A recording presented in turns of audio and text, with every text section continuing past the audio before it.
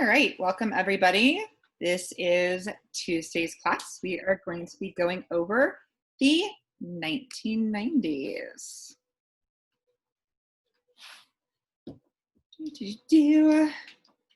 How's everybody's week been going? Good? Everybody still alive? Good? Hi. Yeah. Good.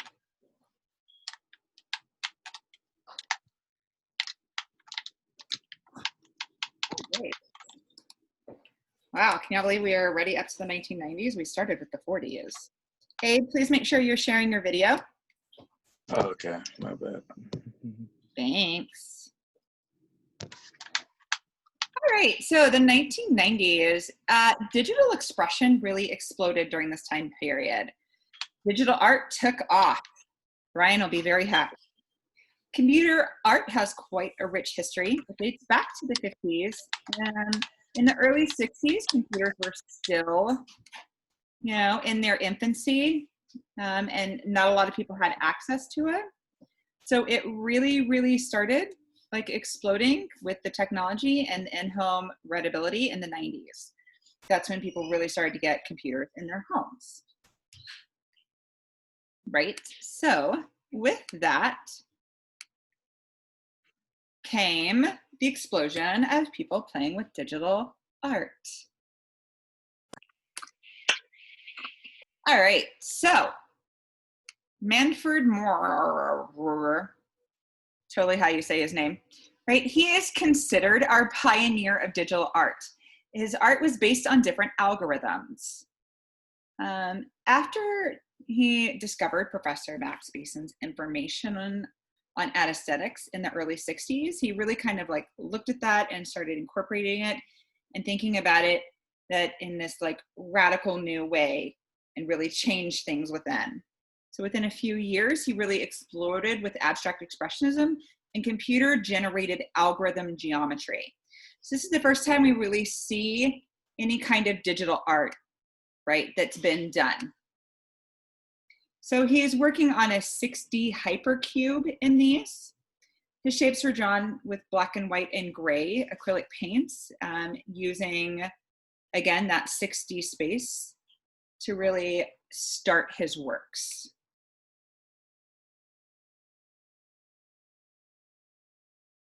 They may look pretty simple, but you have to think this didn't happen with computers until, right? So it was pretty groundbreaking to be able to get this, at home with a computer.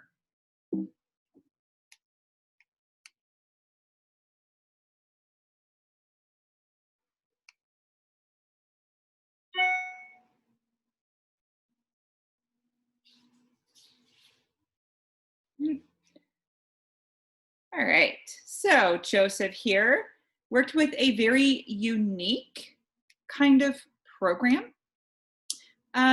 This was the first time we saw software written where the computer assisted and we had computer robotic paintings. So the computers did this. He wrote the program, the computers then did this. It was called the Virus Project, where AI, the first time, again, artificial intelligence, AI, completed art.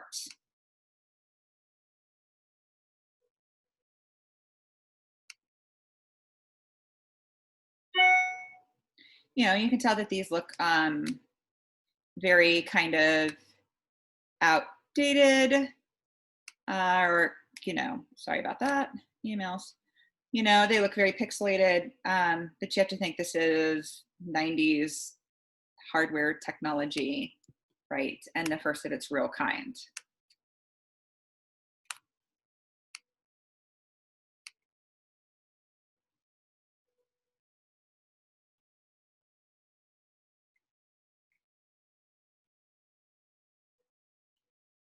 Right?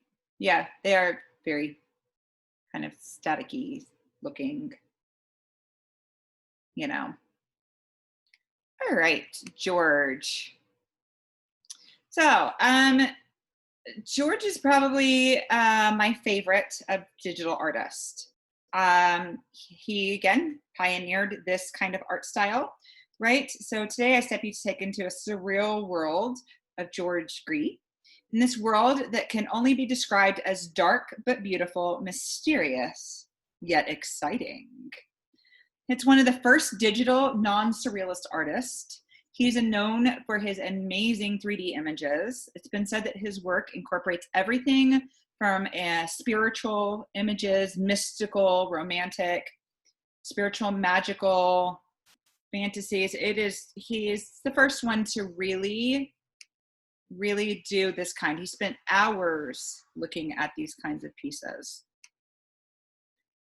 So nobody had seen anything like this before. Again, think, pioneer, first of his kind, using a computer to really,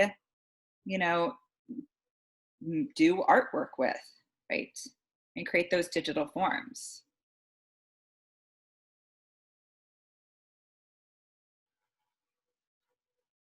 So these are definitely groundbreaking.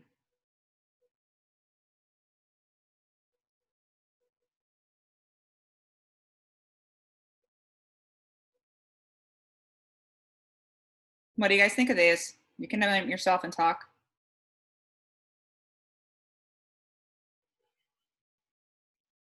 Anyone? Some of them look very like mystical and kind of like fairy tale-ish. Yeah. Like fantasy? Is that what you're trying to say? Yeah, a lot of fantasy. They're oddly familiar. Yeah. They're so pretty. Do you think they're oddly familiar I don't know about because they have different elements that or different objects, or oddly familiar because you've probably seen it as a screensaver somewhere? They're just oddly familiar. Oh, I don't love know. that one. Yeah, I that one love looks nice. I love that one. Especially like it looks all dark and then there's just pink in the background. Oh. Yeah, it was that focal point, right? The darker, Yeah. the better. Great use of color. Kind of looks like they're almost on a different planet, to be honest. Yeah, like a whole different world, The face. Are tho- That's cool. It looks like a face. Yeah, That's what talk about land art. Yeah. Wow. I like the eye. Like, where the eyes would be? Yeah, It's kind of like a perspective thing. Yeah. It's really neat. Again, this is the first that this ever really happened. kind of like an 80s. Yeah. We are going to take this decade to talk about street art. So street art has been around for a while, but it exploded in the 90s. So with the birth of hip hop from the music in the 70s and the rising popularity throughout the 80s, gave, I'm hearing. Wait, Abe, mute yourself. Somebody has a lot of background noise, guys. Somebody eyes forward. There it is. Okay, so with the birth of hip hop music in the late 70s and the rising popularity through the 80s, gave Black American artists a new medium and voice to voice their concerns in a public area. With this came a number of fashion statements and styles, including all kinds of street art known as graffiti art. It's a popular style in urban area. Graffiti artists use spray paint to compose what is often large-scale pieces on the sides of buildings and other, areas. We all know street art. Spokane is great at allowing artists to do this. So, our origins of graffiti art. Well, graffiti art existed in many forms from when man lived in caves, and we first started decorating in caves. For those of us who have been here from the beginning, could be considered the easiest and earliest forms of, graffiti art to ancient civilizations. The modern form of street and graffiti writing is undoubtedly born in the late 60s is when it started. Daryl McKay, better known as Cornbread, is the man who was often called for being the first graffiti writer, tagging in his name all over North Philadelphia. The story goes on that he started graffiti writing because of a girl he had a crush on, Cynthia, which led him to writing "Cornbread Loves Cynthia" all over the area. This started contributing to what is called as tagging and adding names to art. It then evolved with the hip hop, punk, and graffiti. In the 80s, we saw graffiti and street art become interchangeably and excitably linked in the emergence of the hip hop scene. That Play helped something. spread the graffiti culture worldwide. Fab Five Freddy received further attention when he was name-checked for his song Fracture by Blondie in 1983. He appeared in the video of the song alongside Jean-Michel Basquiat that we talked about last week with the song in the first so-called hip-hop video that aired on MTV. Here's Fab Five showing off his work. He looks very happy. All right, so graffiti art, the new breed. As mentioned earlier, in the 1980s, saw a number of graffiti and street artists coming out into the world of art galleries, including Basquiat, Herring, and Hambleton. But in the 90s, we slowly started to see a new brand and a new face for graffiti art. Graffiti art in the 90s starts becoming more of a mainstream thing, being brought into galleries and starting to be accepted where people are commissioned to do it. So one of the ones we're going to look at is Shepard Fairey.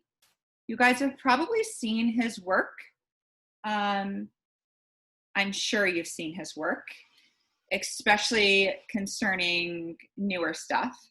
He's the founder of the Obey clothing that emerged with the skateboarding scene, as well as the Andre the Giant posters, and also did a lot of other political posters. I'm sure there's one we will get to that you guys will recognize. So here is one of his pieces on a building. Again, complete spray paint art, amazing artwork. Okay. This is his Obey.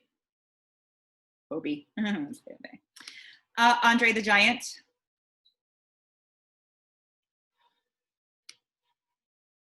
Another with Andre the Giant. If you don't know who Andre the Giant is, he was a wrestler in the 90s. He was also in A Princess Bride. He was the Giant. He was the WWE guy, right? I think he wrestled in most of them. Huge, huge guy. Oh my Lord, was he huge. Yeah, he's like 7'6". Oh man, he had actual giant syndrome. That's Yeah, he was in Princess Bride, if you ever saw that. Here he was a really, really nice guy. He's dead. Yeah. How'd he die? His He body, ate too damn much. his part of the Giant's disease. So this artist also did Barack Obama's Hope posters that we saw during Barack Obama's campaign. Right, as well as the We Are the People campaigns that came out, did a lot of great political. In the 90s, we got Banksy. Right, so Banksy is an anonymous English-based street artist, political activist, film director. He's been active since the 90s. We still don't know who he is. That's amazing to me. He combines like dark humor with graffiti, and really started the whole stenciling kind of thing.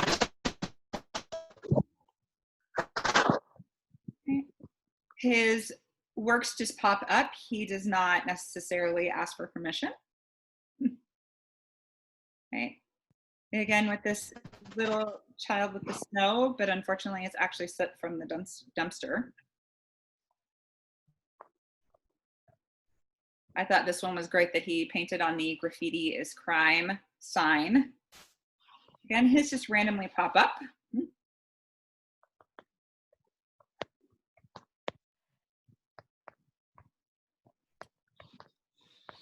You have Diana here sleeping on the bench.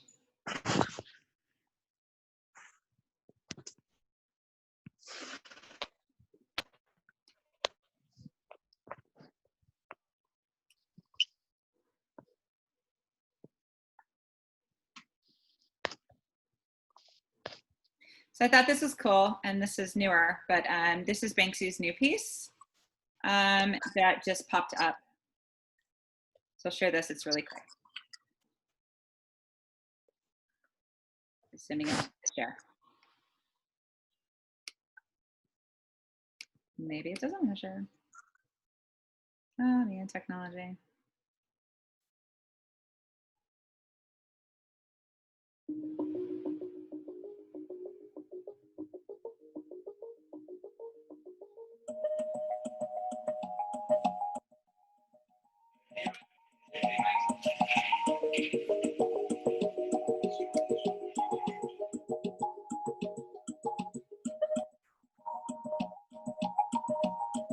Things like this, when you're walking around and everything's so clinical, and to see a beautiful picture like this, like I say, it warms the heart to know that someone's done this for us in the hospital.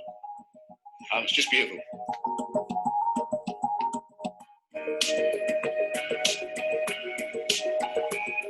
Actually, we're not really certain how it came about, but we did get contact from Banksy and his colleagues, and the first thing we did obviously was to check its authenticity. Couldn't quite believe it when it turned out to be true, but I'm really thrilled that he's chosen Southampton to recognise the work that's going on in the NHS, and it's friends at the moment. It's great.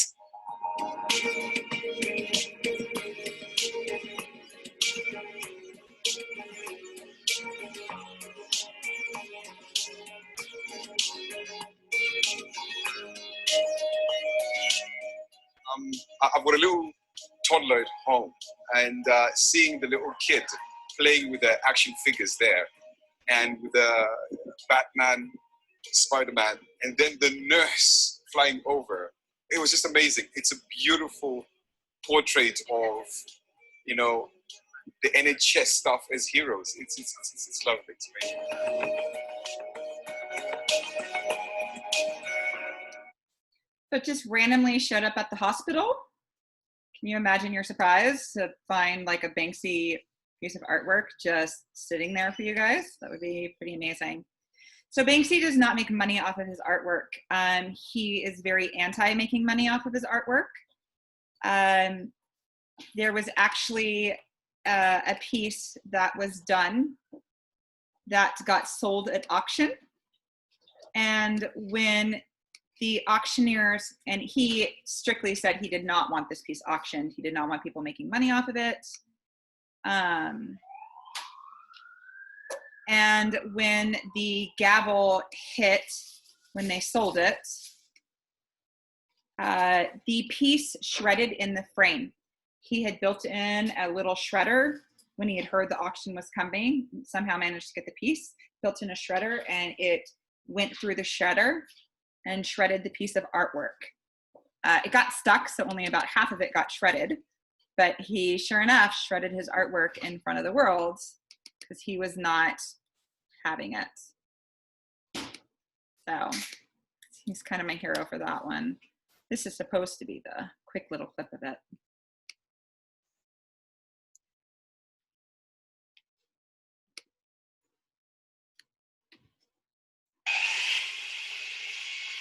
Banksy put out this video.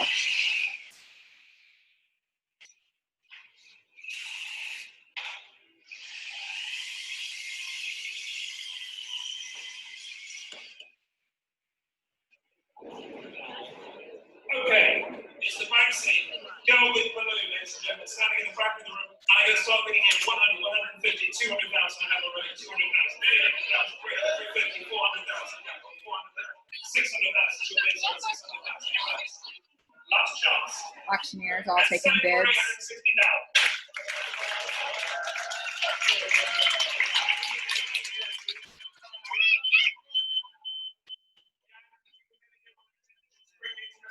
Of course, nobody knows what's going on as the piece is just shredding.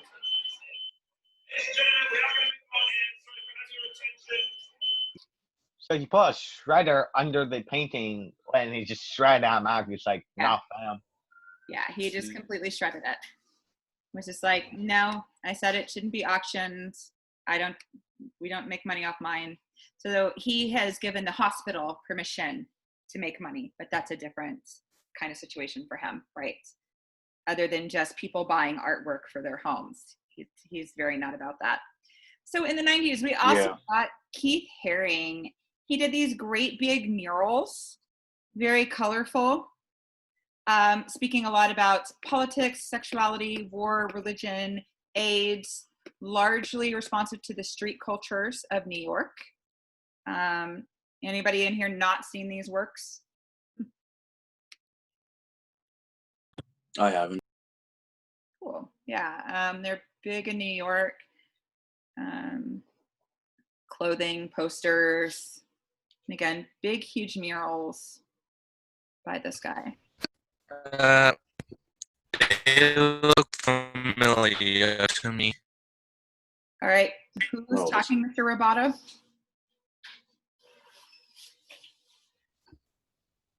I have no idea what you're talking about. We're talking about street art, Noah.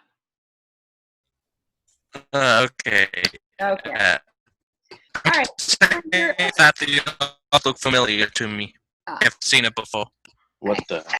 All right, so for your assignment, you have 2 assignments this week. I want you to decide, is digital art considered real art? What are your thoughts on it? Where do you stand? Looking back at the artwork from the 90s, create a piece of artwork with your opinion known. So either create a piece of artwork showing me that no, it is not part of street art, or that it is not street art, digital art, that no, it's not digital artwork, or that yes, it is. Digital artwork is art.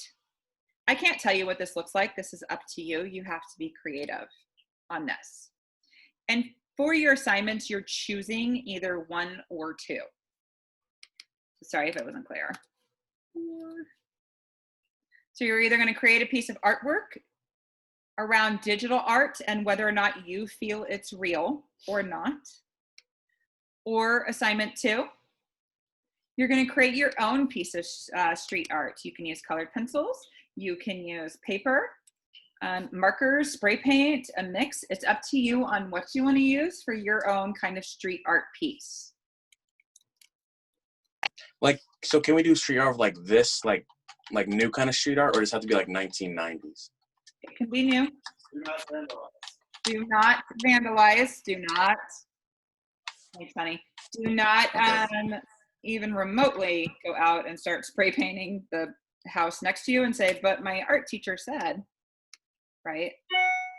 Keep it to your stuff and make sure that you are allowed to, and always get permission. Are there questions on your assignments this week? Didn't I already do something like this for you? Nope, we did our name in 2D kind of graffiti style. Doesn't that kind of count? No, doesn't count at all. I'll just do a street art piece with Sharpies. Okay. All right, any other questions? So, for the first assignment, if I were to get a bunch of pictures about like kind of what's going on right now and kind of make a collage of them, would that count? Yeah, as long as you're speaking, yeah. Remember what's going on right now? You're speaking to whether or not digital art is real. So as long as you incorporate that somehow, Rebecca, then yeah, you can. Okay, got it.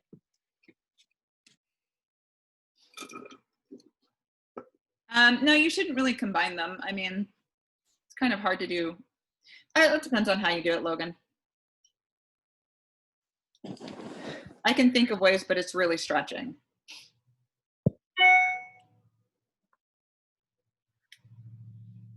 Any other thoughts? Opinions, questions? All right,